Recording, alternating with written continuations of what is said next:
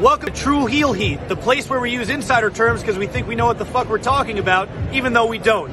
My name's Maxwell Jacob Friedman, and I'm better than you, and you know it.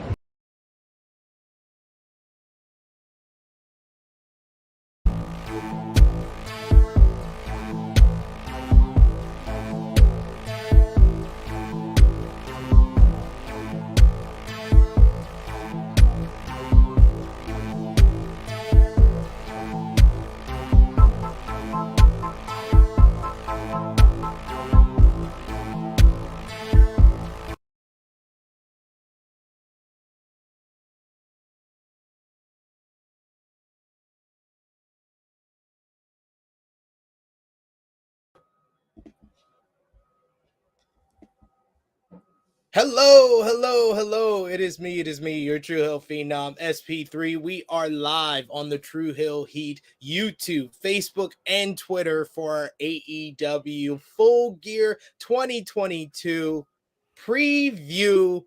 I am here with my esteemed colleague, my good friend. I haven't seen him in so long. He's a world traveler.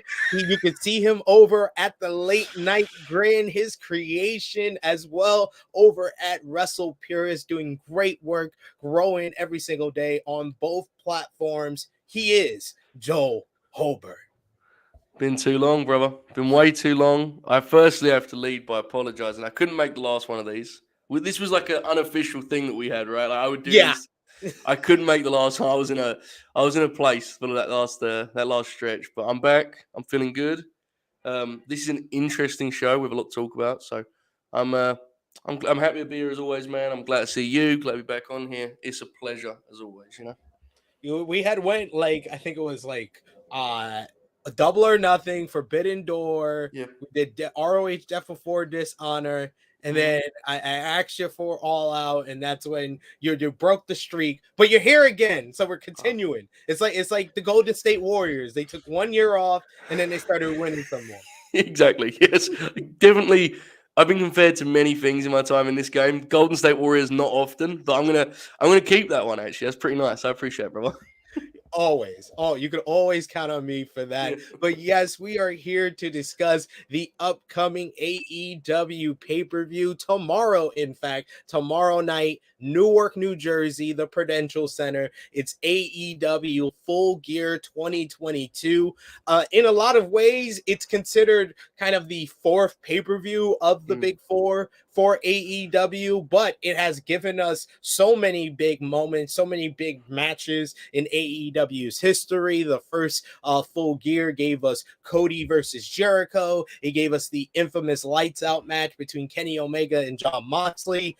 Full Gear 2020 during the pandemic gave us a top to bottom great show with Paige versus Omega the first time. You had FTR versus Young Bucks for the first time. Kingston versus Moxley. You had MJF versus Jericho for the first time there. Full Gear last year, I was there in Minnesota. You had Hangman Adam Page's big moment, the culmination of the 3-year journey, the saga of the Elite, the saga of Hangman Page as he defeated Kenny Omega in an all-time classic. You had Punk versus Kingston, MJF versus Darby Allin, one of the best openers in for AEW in their pay-per-view history. You had FTR versus Lucha Bros. You had Undisputed Elite versus Jurassic Express. Woo! Full Gear has a great history, despite the reputation of being the fourth pay-per-view. How are you looking forward to tomorrow night going into the show in Newark? Well, you got me fired up with that rundown, brother. That was very impressive. Very, very impressive. I'm looking forward to it for sure. I think the two matches they added on Wednesday helped a lot. I think they added a lot of kind of, the show needed a little bit of a little extra punch, I thought those two matches helped. I am looking forward to it. Full Gear is a fun piece of the AEW year. I mean, you just laid out some of the matches, but also it's like the one of the shortest build, right? Like it's always the closest one to the last pay-per-view of their pay-per-view calendar. And I always think that's been an interesting trend because I think sometimes that's resulted in really strong builds. Like last year, I mean, those matches had some heat going in, right? I mean, the Eddie Punk one came together late, but they didn't need long. So it's always kind of a fun, concept in that regard. It's been a interesting time for AEW. I was talking about just before we went on here. Like, it feels kind of uncertain and shaky, and it feels like they're entering a new era, which sometimes is good, sometimes is bad. We'll probably find out on Saturday what that looks like. But I'm mostly interested to just see what big decisions are made, because there are some big choices here, right? And we'll get into that as we go. And I think kind of which way they go will shape this next few months, year of AEW program. So I'm intrigued. I'll say that. Yeah, I'm looking forward to it because it's very interesting. Because since you started doing the previews with us since Double or Nothing, the build-ups to these shows have kind of been not of the same quality as we got last year at Full Gear, despite the shorter build, or even like Revolution, which had one of the better builds to a pay-per-view in AEW history. And I've always said, I've said it on a couple of different platforms, including here, I feel like AEW's booking has kind of fallen off since Revolution, because that was the same week Tony Khan purchased Ring of Honor, and it's kind of all been falling off since there. And then WWE gaining more momentum with Vince McMahon stepping down and Triple H coming in, and then him targeting the talent of AEW, the backstage trice that they were having, the locker room being split between CM Punk and the Elite after All Out, and his comments at the media scrum. It's kind of like the momentum has shifted, and like you said, it's kind of a weird vibe that we're not used to when we talk about All Elite Wrestling. Absolutely. I mean, look, there's a lot of factors there, right? And some of them have been discussed enough for a lifetime. The brawl out thing is like, I think those of us that got it knew that would be a problem. Like, I think some of us, we've been too close to it, and it's like, they seem fine without these guys. It's like that kind of thing hurts, man, because it's a perception thing. Like I've said on the Late Night Grin, I have people that are casual wrestling fans that started watching AEW when Bryan and Punk came in, that are like, they just think it's kind of lost its way, and that stuff like that is a big part of that. It's unfortunate, but that's the way it happened, and that's why, it was such a mess. I still think the shows are generally a lot of fun every week. Like, there are very few Dynamites I could say I thought were bad shows or boring shows. Definitely is not what I would accuse AEW of. There's always something going on. I think you mentioned build, and I think that's the real thing, right? Like, cohesion, like, I feel like a direction. It is a little bit more scatterbrain, a lot more scatterbrain at times.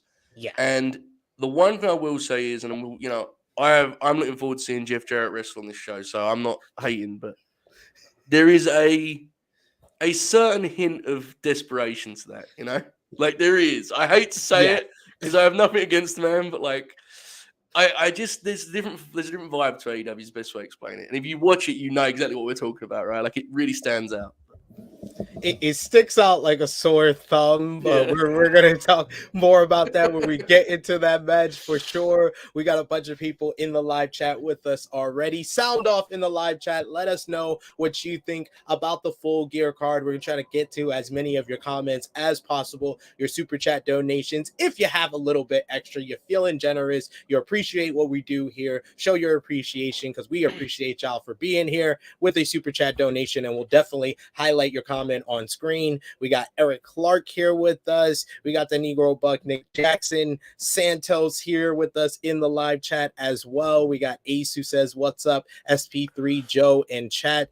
Nick Jackson saying Full Gear usually has a lot of bangers, and I think we're gonna get a lot of bangers tomorrow night for sure. Despite of what you feel about the card, the build up to the card, I think the card overall will deliver, and that's what I've kind of said that a couple of times this week. I feel like with WWE and AEW, I'm always confident these major shows are going to deliver because it's on the talent. It's not on the booking. That's my problem with both promotions. It's the booking, not the talent. Yeah, absolutely. And I think they're even closer to each other now because Triple H is less likely to get in the talent's way, right? Because sometimes Vince with his finishes would.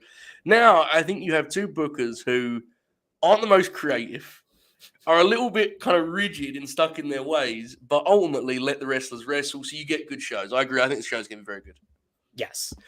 Cronus John says it feels like this show has to be a banger. AEW needs to get their heat back. Yeah, they definitely need some positivity coming out of this show Yep. because their last show, I would say All Out. It wasn't the great All Out that we got the year prior. But it was definitely a good show, and there would have been some positivity, especially for how Punk and Moxley turned out in the main event. It felt like immediately after the main event, before the media scrum, it was like, okay, it was kind of wonky there how we got here, but Right. it felt like it paid it off because Moxley felt stronger coming out of the program, and Punk is the champion now. You got Punk versus MJF, the best program to a lot of people in AEW history. That's coming out of it. It felt like they were gonna, they're coming back, and then CM Punk got to the microphone. That's the biggest part that I think, like, in all of the discussion, I feel like everyone has kind of lost sight of how great Punk Moxley was. Like, that was such an incredible like the drama in that match, and I'll always remember the finish of Punk. He had Mox on his shoulders, and he had to just get the strength to get up one more time. I love that match, and unfortunately, it is like an absolute, nothing in history because of what happened very, very shortly after. So yeah, it's a shame, but they're still picking up the pieces from that, man. I mean, it's stuff like that will have a long-term effect. It just does. It was a crazy, crazy deal. Yeah, and I've been saying since the whole all out brawl out situation. In retrospect, Tony Khan made the right decision there by having Moxley squash Punk on national TV in front of more eyes. I mean, in retrospect, he made the right move because the guy who eventually won the program is gone forever. At least Moxley can just come on TV, and it's like half the people didn't even see All Out. Right. So it's like, he's the strongest guy coming out of here. He should be the one that's champion. So yeah, absolutely.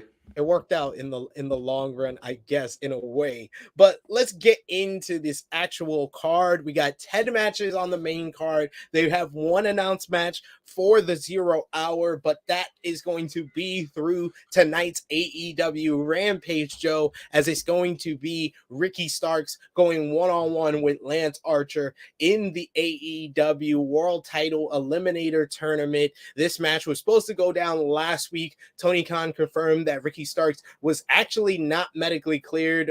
They did the whole angle on Dynamite that they said he was injured. We thought it was kind of a storyline, but he says that he was in fact not medically cleared. So they didn't want just Lance Archer to advance due to Ricky's injury. So they held it off for a week. He's back this week. Ricky Starks advances, or do you think they'll go with Archer because Ricky is hurt? Definitely taking Ricky here. I will say, though, this is a really fun match. This feels fresh, right? It feels like something that I hadn't even considered before, which is weird because they've both been there like together for like 2.5 years. But, Ricky's a babyface. I think he's magic. And, I think Starks is definitely getting through these first couple. The final we'll get into maybe, but that's next week, I guess. So him and Lance, fun match. Definitely a Ricky win. I do hope they have something in their back pocket for Lance to do beyond this because, I think it's clear that as a singles, they've moved on. Yeah. Maybe we can find him a partner or do something with. I think he's a fun TV presence. I wish he was on more. So I'm looking forward to the match, but I got Ricky for sure. I definitely agree with you. After watching him in the G1 Climax, I was like, this was the Lance Archer that we got pre-Double or Nothing 2020. When he first gets introduced by Jake the Snake, they presented him as a monster. The destruction of Dustin Rhodes in the TNT title tournament. Not a lot of people remember that matchup, but that happened. And then the match with Cody, he should have won there. It all fell apart from there. People could try to say it fell apart other places, but it all fell apart there. Lance Archer should have probably been the first ever TNT champion. Yeah, absolutely. That was there's a lot of Cody stuff that you look back on sometimes and kind of wonder. I mean, the reign was great, but building Lance up to just beat him immediately, that wasn't ideal. I agree. Yeah. So you got Ricky Starks. I also think Ricky Starks is going to advance. So do you think Ricky Starks goes over another monster heel as he would verse Brian Cage on the 0 hour pre-show ahead of Full Gear? I do, yeah, definitely. I think Cage has actually done a nice job with his kind of reintroduction to TV. I think there was a big overcorrection on him where everyone got carried away with how much actually he's bad. It's he's not. I wouldn't have him as like a main event guy, but I think he's a fun wrestler, and he obviously does some really cool shit. So I've enjoyed seeing Cage again, but no doubt I think Ricky's a lock for the final. The final is where it gets interesting, right? Which is now the Full Gear tournament. Not going to end at Full Gear. Things happen, plans change, but that's where it gets interesting. First 2 rounds, I think you can sleep easy as Ricky Starks, and I think he's making it there personally. But it should be a fun match.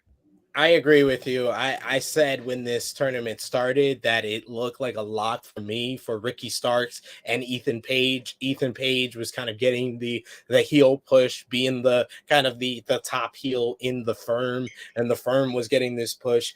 For reasons I guess we'll discuss in a bit, in the whole MJF Jon Moxley feud, and I knew he was probably get to the finals, but let's talk about the finals. Despite it not being on the Full Gear card for the first time in the past 2 years, we saw Hangman Adam Page versus Kenny Omega in 2020. We saw Miro versus Bryan Danielson last year. And now this year, we're not going to have it at Full Gear. It's going to be on the Dynamite following Full Gear in Chicago at Wintrust Arena. So who do you think wins? If you got Ricky Starks, I got Ricky Starks. So it'll be Starks versus Ethan Page. Who you got in the finals?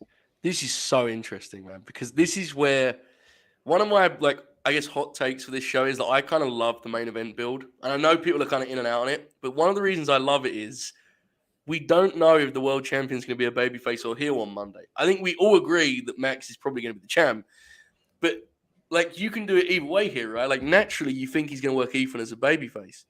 But if he goes back heel, Ricky's the perfect guy to work him as a hot babyface.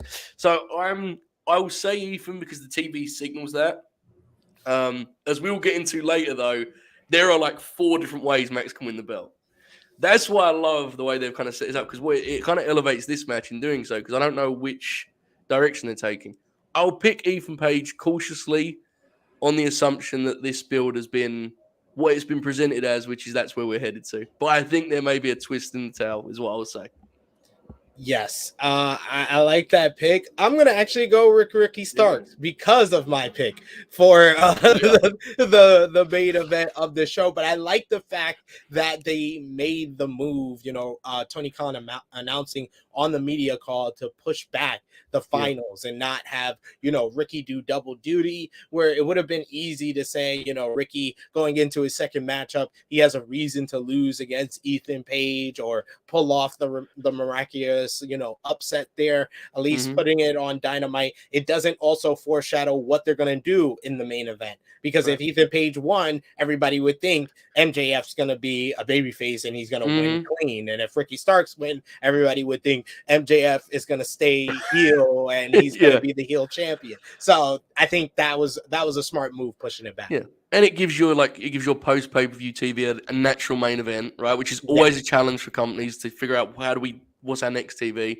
I will say to your pick, I think it'd be very smart, with some of the older guys kind of fading out and such, to make MJF and Ricky your big feud and establish that now. Do step 1 here. Last night on the Grin, my pal Shoots there, he compared it to how in '98 Rock and Triple H worked each other, and it was a foreshadow of what was to come. I would like them to do that with Ricky and Max. Let's get a look at them as a world title match, and then when we get to it next year, it will be the biggest match we can do. I think that'd be what I prefer. But I'll reluctantly pick Ethan for now. I like that idea as well, because I feel like Ricky Starks is a strong babyface, and I like the idea what they went with the Eliminator tournament and basically putting in guys that aren't used every single week on TV. And Ethan Page, I feel like, has gotten over. In a way, I know there's a lot of people that are negative about the fact that he's gone over 2 very popular baby faces in Bandito and Eddie Kingston, but I like Ethan Page in this role, and he needed some type of rub to get him to another level. Yeah. I like him as a heel, man. I've seen the same thing you've seen. I know a lot of people are out on it, and that's fine. It's subjective, right? But I like what Ethan gives you as a promo and a really reliable heel. He's not a guy that I'm necessarily going to make world champion. But I absolutely get why Tony wants to use him, right? He's a guy who's very steady. So I'm not against the push at all. I think he's actually done a good job too. So I guess you and I agree against everyone else on that one. Exactly. Put someone else on here that disagrees if you disagree. Let's talk about the main card, what they have announced. We have announced a couple of non-title matches, quite a few championship matches on this card. It is AEW after all. But let's get into one of the non-title matches first, Joe, as we'll talk about this grudge match inside of a steel cage. It will be Jungle Boy Jack Perry going one-on-one with his former AEW World Tag Team Championship partner, Luchasaurus, with Christian Cage. Of course, Christian Cage turning on Jungle Boy over the summer, and then it was Luchasaurus that turned on Jungle Boy officially.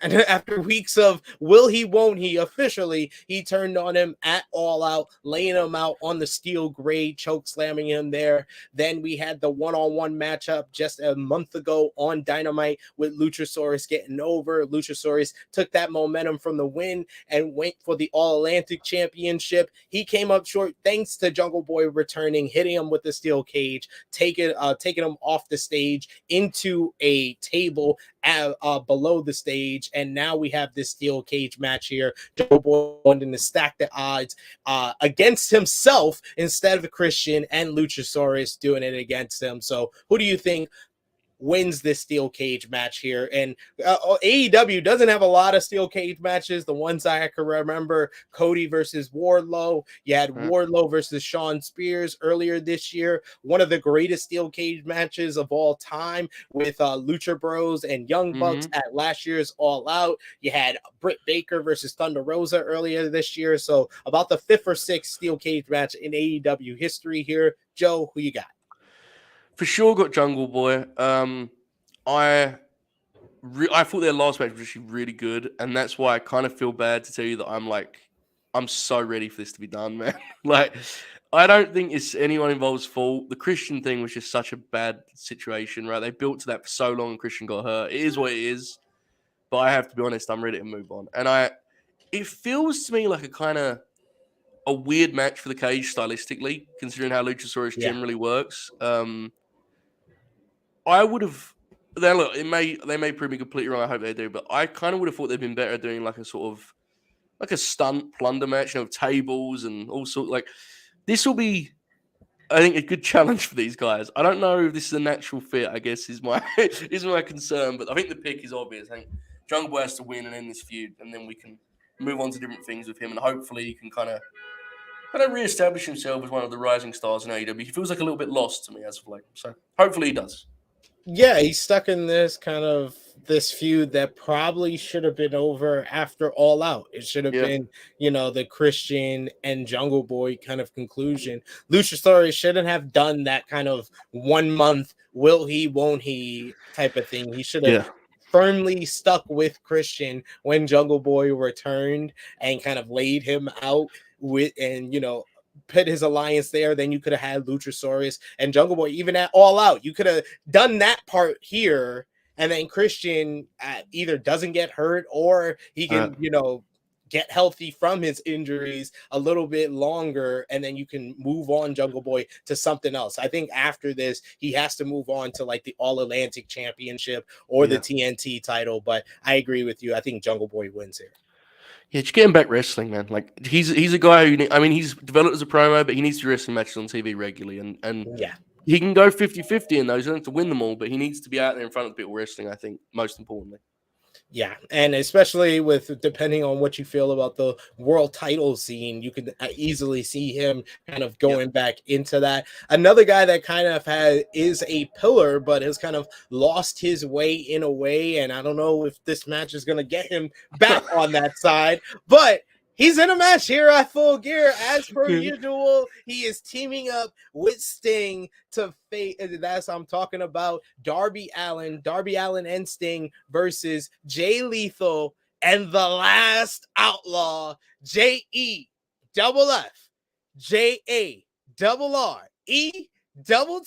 That's double J, Jeff Jarrett.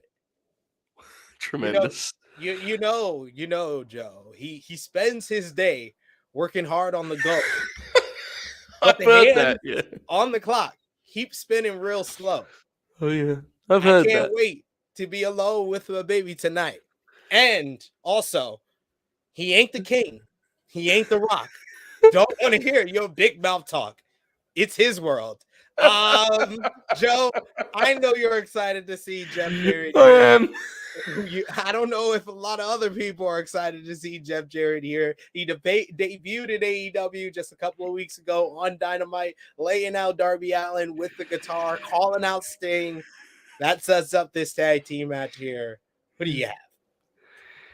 Oh, Sting and Darby are gonna win, but look, it's shameless. I know it's bullshit. I know Jeff shouldn't be on pay-per-view, but fuck, he's called the Last Outlaw, and he's dressed like some sort of like indie Undertaker. Fucking, it's so ridiculous. And like Eric's correct, this is all everyone who doesn't like this is absolutely on the money. But I can't help myself. They're gonna play my world. I'm gonna pop. He's gonna throw like one good right hand. I'm gonna fucking pump my fist to be excited, and like, it's. To me, this is one of those things where I can separate what's objectively good and bad and like what will make me laugh, if nothing else. Jeff Jarrett being on this show is like one of the most insane things ever. So on that level, I have to respect it. I'm sorry, I have no choice. I mean, he was on SummerSlam, brother. This is ridiculous. I have to respect it. I'm sorry, I have no choice. These are the rules I live by. But I got Darby and Sting. The only man to be on SummerSlam, Ric Flair's last match, AAA Triple Mania, and AEW Full Gear. The Last Outlaw, Jeff Jarrett. Legend, brother. Legend. What a legend. What a couple of theme songs, by the way. He has some of the greatest theme songs of all time. But Death, Taxes, and Sting wins in AEW. Yeah. So I'm going with Sting and Darby in this one. I think the Last Outlaw, this will be fun. This will be a Sting pay-per-view matchup. And I'm sorry, despite of how we feel about this match, I'm very certain this will be another fun one from Sting on pay-per-view. Yes. I genuinely do think it'll be a good time. Like the Jeff thing obviously is, somewhat performance art, but like I actually think this will be a good time because you know they're gonna do all the classic spots, and he's gonna hit him with the guitar, and he's gonna hold, hit his chest, and like we both have seen the match already without watching it, but we're still gonna have fun with it. Here's what it is, man. Darby fucking darted himself onto Sting again. That was one of the best spots Sting's ever been a part of. So we can do that again. CM says this is a necessary break match, but I'm sorry, I've said this before about Sting matches, and they're always really fun. I'm sorry, I said that before Revolution, and that Revolution one before the main event was so much fun, and I was like, all right, I'm gonna give them all a chance. The one at Forbidden Door with El Phantasmo, that was so much fun. The list goes on and on. So give me a Sting. Crazy Sting matchup. The only one that didn't hit just as hard is House of Black. That was based on where it was on the card and where House of Black was, I guess, as well. But usually 9 times out of 10, Sting delivers. Yeah, and even that one, like they made up for it with that insane match at After Ash where Sting nearly died 4 times and did fucking that crazy table spot where he got a whiplash bump. Oh my god, I was so scared. I was there. I was there live, and I instantly saw it. I at least had the benefit of it was on tape, right? So I was like, I knew he was fine. Live, I'd have been very scared for him. I was so scared. Yeah, this will be, good old fashioned pro wrestling hall shit. There's a place for it, brother. There's a place for it. Let's talk about our first title match here, Joe, as we talk about the TBS Championship up for grabs as TBS champion Jade Cargill versus quote unquote TBS champion Nyla Rose. This all started at Battle of the Belts after Nyla Rose retained her TBS championship. After Jade Cargill, I'm confused on who's the champion. After Jade Cargill defended and retained her TBS championship, Nyla Rose stole the championship, and she has basically been masquerading as the TBS champion ever since there. She stole Jade Cargill's car as well. She's done all of this getting under Jade Cargill's skin, but really showing her personality, showing her humor. She's one of the most funny professional wrestlers out there today, one of the best Twitter handles, some of the best comedic timing. And we found out during the media call yesterday, this was all the brainchild of Tony Schiavone. Tony Schiavone out here in these streets saying, let's let Nyla Rose shine, and Nyla Rose has shined. What have you thought of this feud, and who do you think wins at Full Gear, Jade or Nyla? I have to say, I liked the idea of it, but I think it was more fun with your description of it was more fun to me than watching it. When you run it down, I was like, yeah, that was kind of fun. On TV, it's been hit or miss. Not because Nyla's not great. I love Nyla, but it's just like sometimes the way they present things, I think, is kind of rough around the edges. That's part of the charm of AEW, but it can hurt. Like, Nyla's very funny, but seeing her out there with just a live mic and being like, "Good luck," you're like, "Oh, that was bad. That was bad." Yeah, with her on commentary on the stage, that was the only blunder for me. Like, there are genuinely like 2-3 wrestlers in the world that could have done that. That's like an insane thing to ask for a wrestler. She was doing like stand up on the stage anyway. So I've not been huge on it, but like I'm cautiously optimistic they can do like a really fun sprint, and just trade big moves and power moves. I think the result, it goes without saying, Jade's winning. I do think they need to like find something really, captivating for Jade now as champ. It's been almost a year as champ. And it's like, this is fine, but it isn't, when we talk about her potential as a star, this isn't what comes to mind for me in terms of build. Not because Nyla's not good enough, she is, but yeah, there's some challenges ahead with Jade, I think, but I'm just hoping the match is good. The result is a lock. Jade's keeping the belt. Yeah, I think that's the only thing that, if you're excited for the match, I think that's the only thing that will stop you from getting as excited as they probably hope you will about the match, because I don't think there's any doubt Jade Cargill is retaining the TBS championship. There is the fan base out there like Bebe here who says the longer Jade stays undefeated, the less I care. But I think it's the best move for her and her, the aura and the presentation that they're trying to present, and I think she is going to go one full calendar year as TBS champion. So we're going well into January with this reign, but I agree with you. She needs something interesting. I thought this was fun. This was a fun take on a heel versus heel matchup in AEW. I don't think they did this well, where, I remember Jericho and MJF going into Full Gear 2020 was, a cool little heel versus heel matchup. You had the little Ladino Debonair, but they didn't really give you the choice. They both were heels. So it was kind of like, who's like whatever character you like, you could cheer whoever, whatever. But this one, they have really presented two characters where either way the fans can kind of side with the other, where Jade is kind of been wrong. She had the title stolen from her, but Nyla's just so funny in everything she's doing. So I view her as the babyface. Yeah, and the other thing with Jade as being undefeated is I do think, and this is something we know very little about, but I'm going to throw it out there because fuck it, we're having fun. There is a chance that a very big wrestling star, women's wrestling star specifically, is maybe like not going to go back to WWE.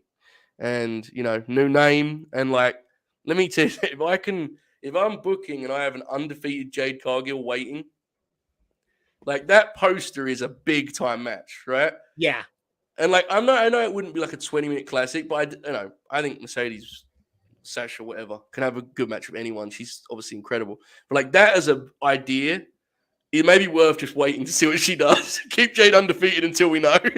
Hey, she said it looked like she's not coming back anywhere in wrestling this year. If you can hold it off a few months, you could do Revolution next year in San Francisco. You could do Jade versus the AEW Women's World Champion, whoever that is, for both belts. Have her win, and then have Mercedes Moné come out.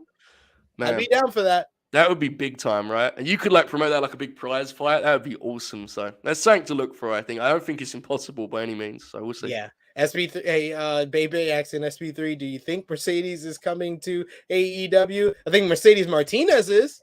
Yes. I'm not gonna say Mercedes Renato. I know. For right now, I think no. I think none of us want to expect it because then we would be like kind of disappointed. Because look, whether you're an AEW or WWE fan, it's just such a fun scenario because it's such a like, whoa, it's like a game changer. So I don't want to expect it, but I do think there's a chance, like a decent chance now. But time will tell, bro. It'll be a big story whenever it happens.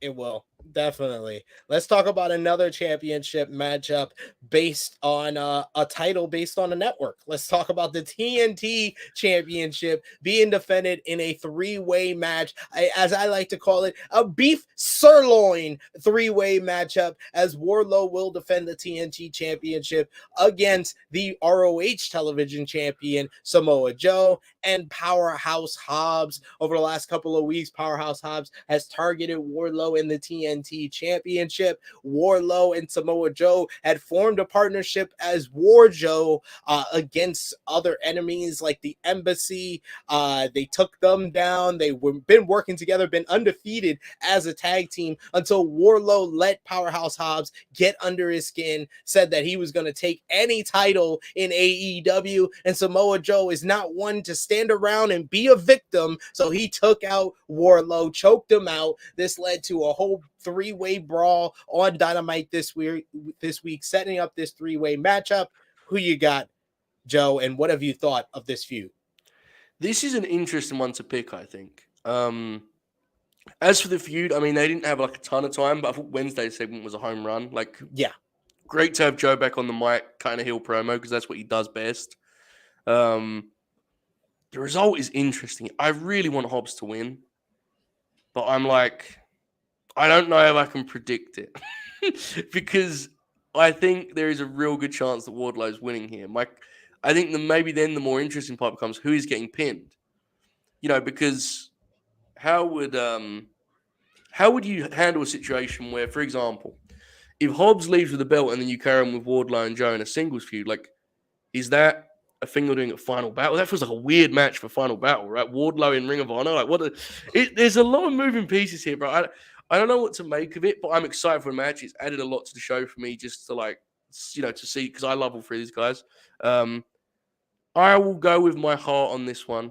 I will say that Hobbs pins Wardlow, but in a scenario where Joe very much takes Wardlow out first, if that makes sense. You know, He's protected huge.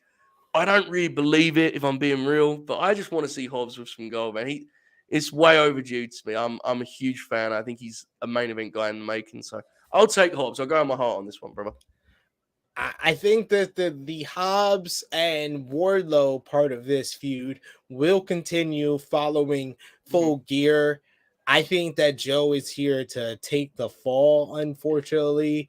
But I think Wardlow is going to retain the TNT championship. And then I think that Powerhouse Hobbs is going to be the person that does dethrone Wardlow. But because Wardlow really hasn't done anything, and this is the first time his title reign feels like it has something interesting, I don't want to see him lose the title right now. I got you. Yeah, that makes sense. I also think, I love Joe as much as anyone, but I think Joe's there to be a veteran, right? I think it's perfectly logical for him to take the fall. My only thing with that is I'm fascinated as to what they have from Final Battle, because I assumed he was going to go for Jericho because he was on the promotion, and they just turned him heel. I was like, well, fuck, I don't know.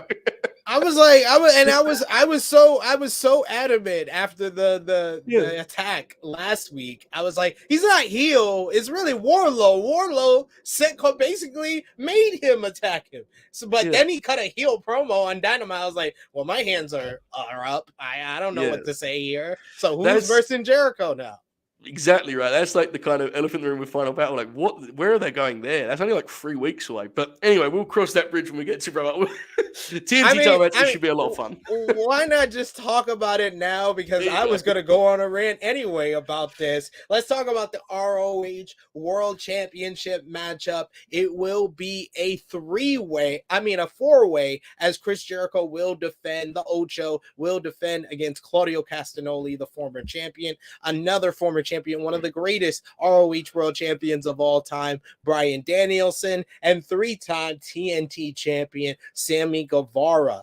This is all kind of a combination of the Blackpool Combat Club, Jericho Appreciation Society feud that started at Double or Nothing in Anarchy in the Arena. They went through blood and guts. We've seen Bryan versus Jericho 3 times this year already. We saw Jericho versus Claudio at Grand Slam.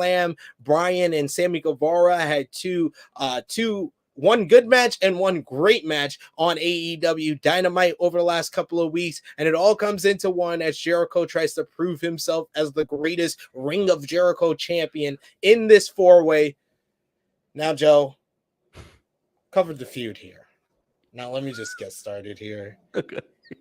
This match shouldn't be happening on this show, Joe, because of a couple of things. We already talked about Samoa Joe feeling like if you're doing this match here, the four-way, and Samoa Joe is right there, he's the TV champion, a babyface, one of the greatest Ring of Honor champions of all time, the longest reigning Ring of Honor champion of all time, the Bruno Sammartino of Ring of Honor, basically. Yes. He's the guy then, because you've done this Bryan Danielson feud to death. You did 3 matches within 6 weeks.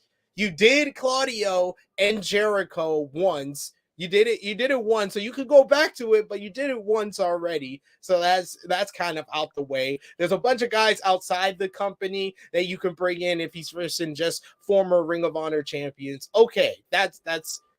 But Joe was right there. You turned him heel. So you got that off the table. But there was setting up so many things with this Blackpool Combat Club, Jericho Appreciation Society feud that it just made logical sense for at Full Gear it be a 6-man tag. Because for the past 2-3 months, this feud has centered around 2 stories. It's centered around Daniel Garcia being in the middle of both stables with Bryan Danielson, his hero, trying to pull him on one side, and Jericho, his mentor, trying to pull him on the other. You kind of scrapped that in Toronto, just turned him back heel, and he's pretty much been kind of off the map and hasn't been as important since. But that's besides the point. Then you transition that story into Wheeler Yuta being mad at Danielson for trying to recruit Daniel Garcia, because Daniel Garcia didn't really want to be in Blackpool Combat Club. Wheeler Yuta did, and he had to freaking get busted open and fight everybody in the group to get in the group, and that was a compelling story. And ever since they made this 4-way that shouldn't be on this show, it should be a 6-man tag of the Blackpool Combat Club, Danielson, Claudio, and Yuta versus Jericho Appreciation Society, Jericho, Guevara, and Garcia, because they have been teasing also on the Jericho Appreciation Society side that Garcia and Guevara are kind of the fighting sons of Jericho. So you have 2 feuding within fractions going against each other after months of feuding with each other. And then logically, at Final Battle, you do this 4-way. So that's what I'm saying. It doesn't make sense why this match is on this card. But I'll let you choose. Who do you think walks out with the ROH World Championship? Well, I agree with all that, to be clear. I have no ability to top it, but I agree with it. I think Jericho leaves with the belt. This whole thing has become a mess. Brother, it was Blood and Guts was 5 months ago. Anarchy in the Arena was 6 months ago. It has to end. I need to see Bryan Danielson wrestle other people. I honestly, legitimately, I don't care who wins. We just need to end this thing now, you know? It's been a problem with Jericho feuds for the longest. It's happened big time here. But everything you said is correct. The Garcia part is maddening because he was the centerpiece of the story and he's now just gone. You know, and Sammy's kind of taking his place. So, if Garcia was in Sammy's spot, that would at least make more sense, right? Yuta's one thing, but it's bizarre. So I'll take Jericho, probably pinning Sammy, I guess. But I know the match is going to be great, but I just don't have interest in it because I'm ready for it to end, man. I really am. Yeah, I'm over this feud by now. It's just so disappointing because they did this 2 years in a row now where they use blood and guts at the beginning of a rivalry and not to end the rivalry. I'm sorry, I know Kingston and Moxley had the established friendship, and that was the way, he started partnering up with them, and you needed a spot for the Blackpool Combat Club at Double or Nothing. I understand all of that. But you could have got a whole bunch of New Yorkers that Kingston got. You could have got Homicide for one time only, or Santana and Ortiz, and 2 more dudes from New York to put in there, whether it's Amazing Red or somebody to make Kingston a team for Blood and Guts. So you could have finished the Kingston part of this feud, and then is Jericho and Blackpool Combat Club, and we don't use Blood and Guts as a way to kind of start and progress the feud and splinter off. Right. Well, I mean, the thing is, though, you mentioned Kingston, and it's like even that feud was backwards, right? Because that feud started with him getting the big win, and then like slowly like undid it. So I think there's a deeper kind of creative issue here. Chris Jericho obviously has great ideas, but I don't know if he's the best in terms of like following his own narrative. You know, like he'll go in a certain direction. His stories, I should say. I don't know if it's necessarily him, but it's definitely him. He'll go in a certain direction, and then it'll go back. He'll forget what he just did, and it's frustrating, man. The Garcia thing, as a fan of his, drives me nuts because he was red hot for a while there. Yeah, and he's now just like back to where he was. It's a shame. You see him with the reaction he got after, Buffalo, and then the following week when they did the whole present with the hat and stuff, how over he was. And it's just like, damn, man. Yeah, man. What's going on? What's going on, AEW? Got to get this booking together. But I think Chris Jericho wins, and I want him to pin Sammy Guevara. I want this to start Sammy Guevara realizing that Jericho's only out for self. I agree that feels like the natural way, but then the issue with that is then you're turning him babyface, and it's like, well, fuck, No, I'm sorry. Jericho's the babyface still, even though he's out for self. He's the babyface against Sammy Guevara. We have learned before Sammy Guevara is not a babyface because he does too much stuff outside and off of TV to make him a babyface. Yeah, I agree. He's actually been really good in the matches because obviously he's really good the rest of it. He doesn't feel like he fits in anything that's actually happened as a story. It's like they've had to shoehorn him in, and that's, I think that kind of is part of the issue with this match. Yes, indeed. Thank you for joining us. You, my boy Blow, saying, "Oh shit, y'all are live early this morning." Indeed. Keep those comments coming in the live chat. Your predictions, of course, super chat donations are welcome and appreciated, and we'll make sure we'll highlight your comment on screen as we move on to another title match here for the AEW World Tag Team Championships. It's the third part of the trilogy. The Acclaimed will defend the titles against Swerve in Our Glory, Swerve Strickland, and Keith Lee. These two teams went at it at All Out in a relatively match that didn't have a lot of hype to it, wasn't built, had a long build to it. It was made on TV just a couple of weeks going into the show. And just this match and whole thing completely overachieved.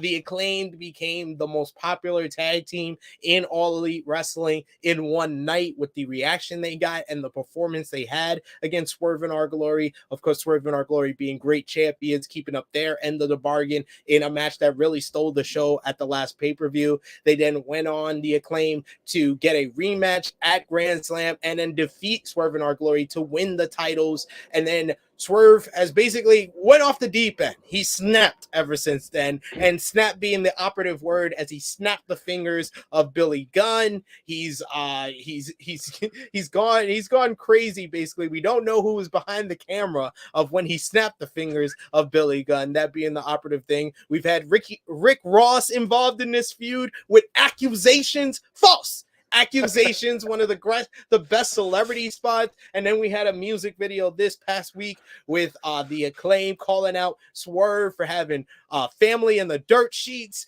and all types of other stuff, taking selfies with D-list celebrities, all this good stuff. And then Swerve defeated Anthony Bowens and also injured his shoulder in their one-on-one matchup on Dynamite. So who do you have in this third part of the trilogy, and what have you thought of this feud? Honestly, this feud has probably been like one of the biggest successes in like recent AEW programming because, Keith is the same. That's fine. He's gonna have to worry about. He's an attraction. He's a star. But I think it's elevated Swerve just because of what you said about he's been able to be a heel, and that's for his like peak presentation. The Acclaimed are just like, I've been wrong about many things. I'm not sure I've ever been as wrong as I was about the Acclaimed. I saw them as like a fun mid-card act. I did not see them having a 20-minute classic on pay-per-view and being the hottest thing in the promotion. Like, you can only have love for what they've done. Like, it's spectacular. What a success story. So I think this has been a huge hit, man, and I'm actually glad. I was a big proponent of doing the rubber match here because I think sometimes we overcorrect on what WWE give us so many rematches that we went too far in the other direction. Sometimes a series of matches is good, and I want to see a third partner. The one thing I'll say is I think they could have give these guys a stipulation of some kind. I actually before they announced it for the Luchasaurus match, I actually was into them having a cage because Billy got involved and you could do that kind of deal, which would have been nice. But as is, I loved their first match. Second match was a lot of fun too, even if it kind of got a little lost in the middle, which is fine. I'm excited for it, man. I mean, these guys have been killing it the whole time, so I think you have to have faith in them doing it again. I like watching all of them. They're honestly, this has been one of the hottest programs AEW's done for those belts ever. So I think it's been a huge hit. I'm looking forward to the last piece. The Acclaimed are going to stay champs, obviously. I'm trying to think right now. I would say this is the best program they've done for the title, for the tag team titles since the Young Bucks Lucha Bros. Mm-hmm. Yeah, this is the best thing they've done. They really great work from everyone involved. I would say Swerve has been a real highlight to me, where he feels like the guy that is going to be the main eventer out of everyone here. He's special, man. I mean, that dude, and it's always been clear. People have watched his career now. When he can be a villain, there's something really sinister and mean about that guy. He could be horrible in there, man. He's a spiteful wrestler, and that's a good thing. So, he's been killing it. Obviously, Keith.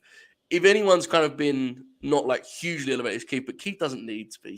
It's Keith Lee, man. It's Keith Lee. He has to do one leapfrog, and it's cool. So, I think it's been great. I've loved it. Yes, I think the Acclaim does retain here. They keep the titles, and I don't know who they move on to, but it looks like they've been teasing FTR and the Acclaim. So I don't know if that happens at Winter is Coming.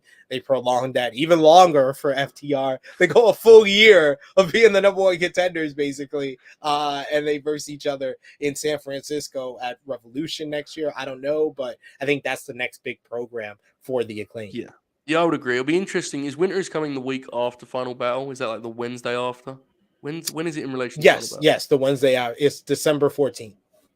They definitely, I could see them wanting to do something with FTR, having this big week, a big month with that. My gut feeling is they'll wait till Revolution because that's how Tony generally operates.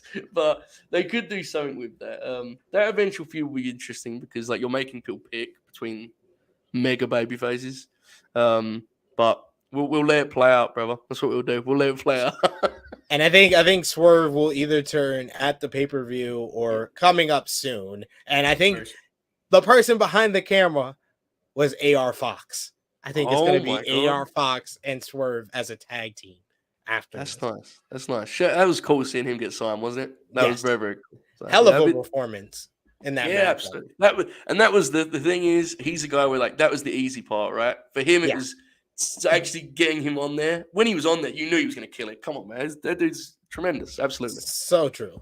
Yeah. I've been telling everybody, go out of your way, see the greatest death match in network television history between Dante Fox and Killshot, aka Swerve Strickland, and AR Fox. Great stuff. There you go. Let's talk about these final couple of matches here. AEW Interim Women's World Championship up for grabs as Toni Storm defends against Jamie Hayter. They've been building this as former friends turned enemies. These two women were roommates during the pandemic in the UK. And then when Toni Storm came to AEW, Jamie Hayter acted like she ain't even know her. She was with her friends, with Britt Baker and Rebel, treating Storm a different way, attacking her whenever she liked. Jamie Hayter has been picking up so much steam ever since the fans have basically chosen her. That was another thing that kind of really started and picked up steam at All Out when the fans really chose Jamie Hayter to win that Fatal 4-Way that Toni Storm won the Interim Women's World Championship in. So it feels like Jamie Hayter is the hottest act in the women's division, but Toni Storm has been doing very well as the interim women's world champion, been consistently booked on Dynamite, had some really good matches. Who walked out with the gold here, Joe? I'm going to pick Toni. I think there'll be some Brit shenanigans. I will say, though, I think there's a real, I think they should probably go with Jamie here. And I'm picking Toni, and that's what they will do, but I feel bad saying it because Tony obviously has only been the interim champ, so it feels kind of mean for her to lose. But like, as much as she's been killing it, Jamie has actually like really gotten over. Like, she's organically over with the audience, and people like Tony, but I don't know. I actually think in some ways it could be like it could backfire having Tony win here because I think the audience is going to want Jamie to win. I think they're going to be, wanting a title change, and that's a tough spot for your babyface. But I'll pick Tony. But again, I really think they should go with kind of the hot hand here. And Jamie's on fire, man. She's got the momentum. So I think they're going to go Tony Storm will be my pick. But I'm not sure it's the right decision. I think Tony deserves at this point. If her reign wasn't that good for me, I would say yeah, because this was something that I've said early when they introduced the idea of an interim women's world champion. I was like, well, you got to make it different from the TNT title and the world title. We knew when Sammy won the TNT title, he was going to be the champion that versed the Cody for the unification. When Moxley won the world title, we knew he was going to be the one to verse Punk for the unification. When Tony Storm won here, I was like, do something different, have her lose the title and then have someone different versus in the unification. But she's been really good in this role as the interim champion, that I think she deserves at least to have that unification match with Thunder Rosa. And I feel like Jamie Hayter, in the match that she wins the title, she has to pin Britt Baker. I feel like that's more important to her kind of being elevated to that next spot, is her probably kind of solidifying that she's against Britt Baker is more important than her winning the title. Yeah, that's fair. Look, I think, it's not, in no world could anyone be mad that Tony wins here. She's been killing it. I agree with you totally. It's just, I just hope the crowd is like a split crowd and not like 90% going for Jamie, because that's really hard on a babyface, right? So it'll be interesting. I think the match will be really good. And I'm happy for both to have this kind of opportunity against each other, because I know it probably means a lot to them. So it's a cool deal. I think we both agree it'll be very un-Tony Khan to take it off Tony Storm here. I think he's going to wait, the way you said. So that's probably the right decision. Maybe my patriotism is running wild here, brother. Maybe. Maybe. That is fair. That is fair. It's totally fair to feel that way. Let's talk about the other big women's match on this card, and quite possibly the biggest women's match in AEW history. It's being called that by many. Dr. Britt Baker, DMD, going one-on-one with Saraya. Saraya, formerly known as Paige in WWE, made her debut in AEW at AEW Dynamite Grand Slam at Arthur Ashe Stadium. Since then, she has been in direct opposition to Dr. Britt Baker, DMD, constantly getting in Britt's way. Her and Britt having various confrontations and brawls with one another. And then 2 weeks ago, Saraya announced that she has been medically cleared to compete and challenge Britt Baker to a match at Full Gear. She was then eviscerated by Britt Baker on the mic. Britt Baker said that she's the one that built the house that she's trying to claim, and she doesn't take walk-ins. Bitch, make an appointment. This is Britt's house. And then Britt Baker followed that up on this week's Dynamite, having probably one of her best promos ever, talking about being the pillar, being the heart, the soul, the pulse of AEW. Saraya's not going to walk in her house and win at Full Gear. Saraya making her triumphant comeback. What have you thought about this feud, and who do you think wins tomorrow night? There's so much going on here, man. Britt is kind of the baby face, but Saraya is not a heel. She just kind of is. She seems like kind of unaware of where she is sometimes. I'm concerned a little bit, I have to say. I don't know what the crowd's going to do with this match. I think there are obvious concerns about where Saraya's at in terms of just ring rust, and it's hard, right? It's been a long time. Britt is many things. I'm not sure she's the person to carry someone through through that. So I have a lot of concerns. I would just say I'm hopeful that this is, delivers. I think it'd be a big hit for the division if it does. If not, it would be a real shame, because I just would feel bad for all involved, especially Saraya after all this time. Saraya's going to win. I think the more interesting thing is do they do some sort of turn? double turn. What like, they're just saying like the issue with turning with Britt being the babyface is then what does that mean for the Jamie Hayter situation, right? Like then they're just like a babyface tag team. What do we do with that? So that's the other issue. They've kind of made a mess of this in a lot of ways, unfortunately. But if it goes early enough in the show, hopefully it will have a hot crowd, and hopefully they're not too mean to Saraya after 5 years waiting to wrestle. I know her promo work hasn't been great, but good lord, I mean, I'm concerned that it could be like one of the sort of more surreal that she comes out crying, big Trump return, and they're just booing her. Like that could be weird, man. I don't know. So soon as the music's down, yeah, because the last few weeks she's been getting like silence. It's been weird, right? So, I'm a little bit worried about a lot of things here. I'll just say I'm hoping for the best, and I think Saraya's gonna win. A lot of people in the chat saying that Annika saying Sarancha is getting booed out of the building. Yeah. And then we also get Nick Jackson says kind of worried about this because of the crowd and the ring rust for Saraya. I think she gets the win though.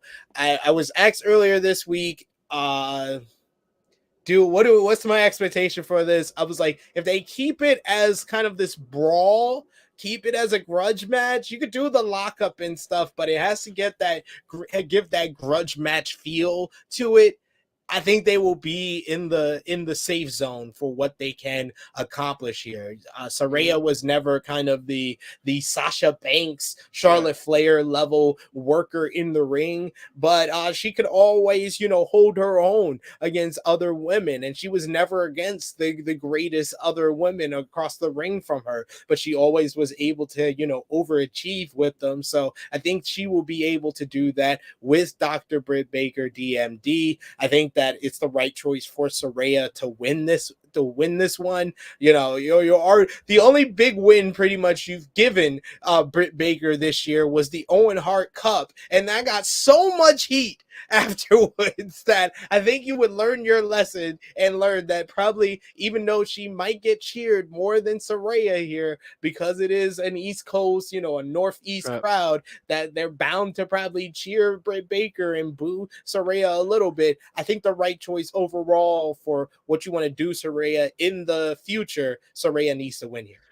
Yeah, I definitely think there's an interesting story to be told with like Saraya losing pretty early in her comeback because she's getting the rust. But it feels like Britt's not the person that needs that, right? Like Britt doesn't, she doesn't need to be getting that win for the reasons you mentioned. And she has lost a lot this year, but she has so much credibility, like backlog from last year. So yeah, Saraya I think does need to win.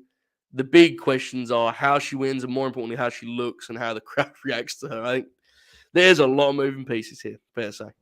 Yes, it's going to be very interesting come tomorrow night. I can't wait to see it. And I'm looking forward to see what Saraya offers here. And we're either going to see a blunder or we're going to see something that overachieves. So I like the odds of that. I like the odds of seeing something interesting. That's all I'm here for. Fair. So couple of different choices here. People picking Britt, people picking Saraya. Let's see how they split here. I don't think we're going to get quite the split. I don't know about this one, but let's talk about our second to last championship match here for the AEW World Trios Championships.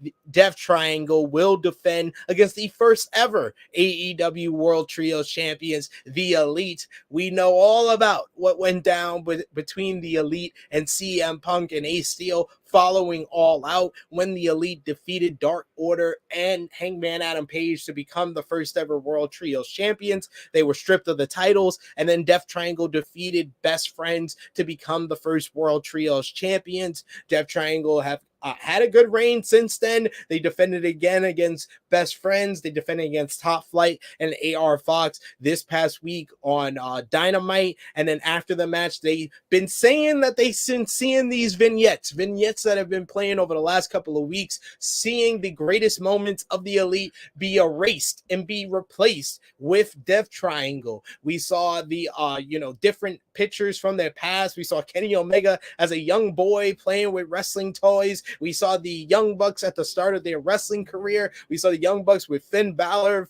Kevin Owens, Cody Rhodes, and we hear a ticking of the clock, and it looks like the Elite were going to return at Full Gear. Death Triangle called them out, and then it was made official. The clock started ticking, and it said that the Elite will return at Full Gear against Death Triangle for the World Trios Championships. This is one of the most storied rivalries in AEW history. Joe, this started from the beginning of AEW. The very first event, Double or Nothing, had Lucha Bros versus Young Bucks for the AAA tag team titles. They then versed in Escalera de la Muerte at All Out, the same event where Pac versus Kenny Omega for the first time. They faced again on Thanksgiving of 2019, and then in a classic 30-minute Iron Man matchup in February 2020 on Dynamite. You had the Young Bucks and Lucha Bros feud over the AEW World Tag Team titles. You had the Steel Cage match at All Out 2021. You had a classic match on Rampage this past year. Yeah. You had Phoenix and Pac versus the Young Bucks. You had the Young Bucks versus Pac and Penta. You've had Penta versus Kenny Omega, Phoenix versus Kenny Omega, Phoenix versus Pac. The list goes on and on. It all comes here, Full Gear, Trios Championships. Who walks out with the title, show? The Elite are getting the belts back, but I think the show, it goes without saying, it benefits greatly from this match is such a lock to be awesome. The floor of this match is still an insane match. Because that's just what these guys do when they're paired out, as that track record just, you laid out there says.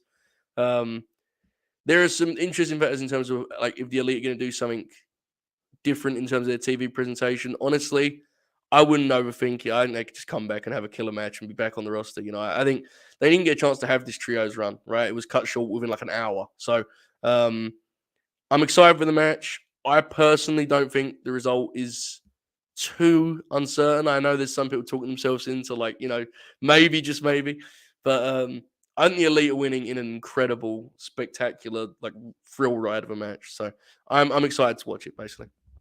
Yeah, expectations 5 stars. Floor is 4.5. Yeah, that's what you expect from this matchup. I think this is going to be, in ring wise, the best match on this show. You have 6 of the best performers out there. I feel for Kenny Omega. I've been saying he's the biggest victim of anything with this brawl out situation. This man's saving animals, having logical conversations with CM Punk, yet he's been suspended. But Kenny Omega, I'm glad he's back. He's back for sure, full time now. Hopefully no fights after the media scrum this time. But yeah, I agree with you. I think the Elite wins, and I agree with a lot of people in the live chat who might have heard me and Jimmy talking on AE Ramble yesterday, but I said it there. I was like, House of Black, I want to come back and attack both teams after the match. Yeah, well, House of Black versus the Elite specifically would be some insane matches. There's some crazy combos you could do there. Yeah, I'm into that for sure. I mean, they're an interesting one in terms of how it felt like they were done for a range of reasons we don't need to get into. But that would be fun, certainly. And they're gonna be, the vignettes have started, so it's gonna be soon. That'd be interesting. Yeah. It should be very, very interesting. Maybe winter is coming. They make their official comeback. Maybe not here, but I know that match is going to deliver for sure. As I'm sure the main event will deliver as we close off things, Joe, here with Jon Moxley defending the AEW World Championship against Maxwell Jacob Friedman and MJF. Jon Moxley won the AEW World Championship for the 3rd time at Grand Slam, defeating Bryan Danielson in the finals of the Tournament of Champions. Since then, he's defended the title against Hangman Adam Page. MJF has started his own kind of metamorphosis, kind of leaning towards the side of good. He fought Wheeler Yuta and defeated him, and actually thought about shaking his hand after the matchup. He was talked into nailing him with the Dynamite Diamond Ring by the Firm, but he was stopped by William Regal. Then he had a face-to-face with William Regal where he talked about their past, with William Regal basically rejecting him after his tryout with WWE and stringing him along and crushing his dreams and making him want to kill himself. And this has led to William Regal calling out MJF, saying that he always takes the easy way out, always use the Dynamite Diamond Ring. So MJF has said that at Full Gear, he's going to do things the right way for the first time in his life. He's not going to use the Dynamite Diamond Ring. He's going to knock out Jon Moxley, no Dynamite Diamond Ring necessary, and win the AEW World Championship. But the cloud over this whole buildup has been the firm that was supposed to be aligned with MJF. They are the reason he had the poker chip to cash in here by handing it to him at All Out. MJF has had a falling out with them. They attacked MJF and turned on him, laying him out in choke slamming him through a table just a couple of weeks back. And then MJF got some revenge this past week by making the save for Jon Moxley when the firm jumped him and laying every one of the firm out, telling him to go away. He did it very, very easily, by the way, just wanted to mention that. And then he also said that once again, he will knock out Jon Moxley. No Dynamite Diamond Ring necessary. He also added, ain't that right, Will? Yeah. Talking to William Regal. So William Regal at the final shot before we ended Dynamite, he was in the middle of Jon Moxley and MJF. So we have the William Regal element in this. We got the firm element in this. You have Jon Moxley, who's been built up as the top babyface. You got MJF, who's built up as this generational talent, this megastar. And it feels like we are about to witness the coronation. So do you think it's going to happen? How do you think it's going to happen? And what have you thought of the buildup? I found it to be very, very compelling. I think there's a lot of nice kind of layers to it. I know the firm stuff is like an eye roll, but I think that's kind of the point in some ways, right? They're like, their match is easy way out. So I've really, really liked it. I think before this week, I was still thinking of some of the Moxley scenarios. For example, like him and Regal, doing a double turn and him and Regal cheat to keep the belt almost. Yeah. After seeing the promo on Wednesday, I think we all can agree that Mox needs to go home for a little bit and get himself some rest because he looked exhausted. Is this on Saturday or Sunday? Saturday. Okay, whatever. I don't give a fuck. I think that kind of confirmed that Max definitely absolutely has to win. The question is, as you said, how does he win? And, what does that look like? So my only concern is this, and you kind of alluded to it. I know you're thinking what I'm thinking here. I really don't want them to do the thing where the firm helps him and then it's like it was a plan all along, because that is the kind of professional wrestling that the aforementioned My World Double J once did a lot of in the mid-2000s, and I don't want that. It was a plan, brother, swerve. Like I don't need that. I think the more compelling one, I know everyone's pitched it already, is like if he's going to be a heel, the Regal thing is very interesting. I have to be honest, though. There is a big part of me that just says, you know what? I know he's a better heel. I know he's a natural heel. The people want to cheer MJF. Don't go against the grain. I personally would, and I know it would probably stump it because everyone expects, shenanigans. I remember when Hangman won the belt, Matt Jackson gave him that nod of approval, right? I would be tempted to have MJF just win this thing, and Regal has a similar moment where he kind of says, you did it, And I know why people are against it because they love him as a heel, but, listen to the audience's reaction to him right now. I think sometimes you have to go with it, and the people want to cheer him. I personally would go with him as a babyface. What do I think's going to happen? I think Max is going to win, and the firm are going to help him. Unfortunately, the more that I thought about it, I rewatched this segment yesterday, and the way he beat up the firm, you mentioned it, I was like, oh man, I think that's what they're going to do, and that's my least favorite scenario because it's just so silly. They put him through a table because of I don't know, man. That's where they're going, unfortunately. But I'd like them to do something more interesting, personally. Yeah, I think the more interesting element of this is the William Regal thing. Yeah. But I think they're going to do it in a very unique way because I've been calling this since the William Regal promo with MJF, which was one of the best promo exchanges of the year. And I said it immediately after on AE Ramble, and everybody can attest to that. I said MJF will win the AEW World Championship using William Regal's brass knuckles. I said that. I was like, how he does it, I don't know yet. I was like, maybe it's the firm jumping Regal. and Stokely being able to hand his best friend the brass knuckles to win. But I think the more interesting one is a way where using the brass knuckles doesn't necessarily turn him firmly heel. It's still MJF being true to MJF, but in a way, we put him over as a baby face at the same time. I like where you're thinking, and I just came up with the best way to do that. You have a grueling match, 25 minutes plus. You can have the firm get involved because they've been involved in this feud. It wouldn't make sense if they didn't come down, but you have MJF and Moxley work together to take them out. Then you do a series of near falls. You can have Moxley hit the paradigm shift. He hits the paradigm shift, and that doesn't get the job done. You have MJF do the salt of the earth. MJF do the Scud missile power driver. That doesn't get the job done. Moxley hits 2 more paradigm shifts. That doesn't get the job done. And Regal is just stressed. And he puts the brass knuckles on the apron the same way Wardlow put the Dynamite Diamond ring on the apron for CM Punk at Revolution. And like you said, it's MJF that comes to it. And he comes to it, and William Regal gives him the nod, and MJF puts on the brass knuckles, and that's how he finally gets to win. I love the Regal element and him talking about like the true villains is so awesome. That's like the best thing. So I'm for that, man. Like I basically, my conclusion is Max has to leave with the belt.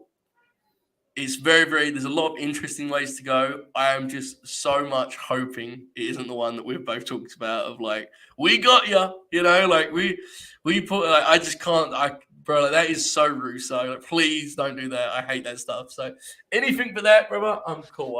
I think this stuff's been very, very good. Very strong build for this match for me personally. I thought the build-up was very strong until we got to this week's final promo. I felt like they didn't stick the landing, and like you said, I think that came down to Moxley kind of just being over it and just being like, Saturday, Sunday, I don't give a fuck. It's time to go on vacation. I'm over this. I thought Max's promo was strong. I thought Moxley's earlier promo, the first part of it, was good, but like after he was just like, all right, I'm over. Let's get. It was weird. Like, I actually thought it was the best part of the build until this week, where I thought it was like the weakest part of the show. So that kind of sums up AEW right now, right? It's kind of all over the place. So yeah, I'm with you. It wasn't their strongest for sure. We got a super chat donation here from ALW Alan Weinstein. Thank you so much, ALW. We appreciate that one. Saying MJF has to win here. If TK doesn't put the belt on MJF, he has missed the moment again. I think it's definitely has to. He has to crown MJF here. He's so hot right now, and like, unfortunately, not that many of the guys are. Like, you just gotta go with him here in whatever form. You have to go with him in some form of fashion. You just have to, absolutely. Yeah, whether he's gonna stick to going on this babyface kind of slow burn babyface turn, or he's going to be confirmed as the top heel. But I just feel like he has to be the top heel because you have so many options as babyface. You don't have that for top heels right now. Oh, no, I agree. It works way better as a heel. There is a part of me that feels like they want to cheer him so bad, like sometimes I think you have to lean into, especially when you're kind of cold the way they kind of are right now, right? Like that, I don't know, that's just something that is tempting to me, but I do agree with you. Logically, he needs to do it as a heel, and then we can get to the babyface thing way down the line, right? So there's no rush with MJF for sure. We got C-Back who says, I think the idea of Regal and MJF would be this generation's Heenan and Bonkwinkle. Wow, that's a good shot. I like that a lot, yeah, because obviously Max doesn't need anyone talking for him, but Regal's such a good promo. Yeah, that's a good call, definitely. It is a good shout. We also got Nick Jackson confirming, I said it first. Yes, brass knuckles for the win. I've been saying this. Cronus John says Regal puts the brass knuckle on the apron like Wardlow did. Make it his choice. Yes. We also got C-Back who says this was a very WWE ending to the show. I'm talking about this week's Dynamite. Yeah, it was. It was very, very WWE. It's the go home show. We're just trying to drag ass till we get to the weekend. Yeah. Let's get this done. I think that was part of Moxley. I don't think Moxley was a big fan of that segment, to be honest with you. He didn't like when he was selling, he did not look thrilled about what they had put together, which happens sometimes, but it was funny. He was like, oh, fuck, I have to sell for Morrissey again. Yeah, right. God, you made me sell for him in GC fucking W. Now you got him here. You didn't even mention the shit on Dynamite either, so. Yeah, right. I didn't even think of that. What was the point? Like he's like, I gotta sell for him again. And yes, Ace asking, are you going to rant tomorrow morning at 11:05 a.m. about NWA and Billy Corgan decisions? Yes, we will talk about Hard Times 3 tomorrow morning. And yes, we will talk about the new NWA World Heavyweight Champion, Tyrese. It's terrible stuff. I mean, I watched a lot of those bad NWA shows, but even I stopped now, bro. I've said enough. I didn't watch it. I didn't watch it either. Good. I thought about watching it, but I was like, you know what? It's the decision I'm gonna make. I'm not gonna watch this. I can't watch this. I won't watch this. You chose you, bro. You chose you over there. Chose me finally, right? I chose me for once, ladies and gentlemen. Where I will read the results. I will read it off tomorrow on True Hill Heat, but I will talk about the absolute lunacy that is NWA and the decision to put the title on the Funkasaurus. Yeah, it's awful. What an awful promotion it's become. Truly terrible. Shame. Joe, thank you so much for joining us for this pay-per-view preview. Always love talking about AEW with you. Please let the people know where they can find you on social media, where they can find all your content as well. Thank you, man. I appreciate it. It's always a pleasure. I'm happy to be back. Oh, solo shot. Look at this. Great stuff. Forget the social medias because I don't know if they'll be here by tomorrow. So latenightgrin.com, WrestlePurists.com. They're the two hosts. They're the PWG and Ring of Honor to my 2015 Roderick Strong. That's where I'm at. Until a WWE comes and signs me, that's where I'm at. So latenightgrin.com, WrestlePurists.com. That'll catch you up on everything I'm doing. But I appreciate it, bro. This was a lot of fun. As always, glad to be back. As always enjoy talking these previews out with Joe. Thank you for joining us. Always appreciate you. Got any final comments, any final words here? G Loke saying good show. We got Nick Jackson saying great preview, guys. Glad to see y'all back. Joe, you guys take it easy. You guys take it easy as well, but we'll be back here on the True Hill Heat YouTube channel. We got plenty of content for the Full Gear weekend, as well as tonight you got Impact Overdrive for Impact Wrestling, because Impact Wrestling loves doing shows on the weekends of AEW and WWE events, if you weren't aware already. So coming up at 5:05 p.m. Eastern time here on the channel, we got our Impact Overdrive preview with Ness talking about the show. We also got a preview for New Japan Pro Wrestling World Tag League and Super Junior Tag League. That's right now at patreon.com/True Hill Heat for just $3 a month.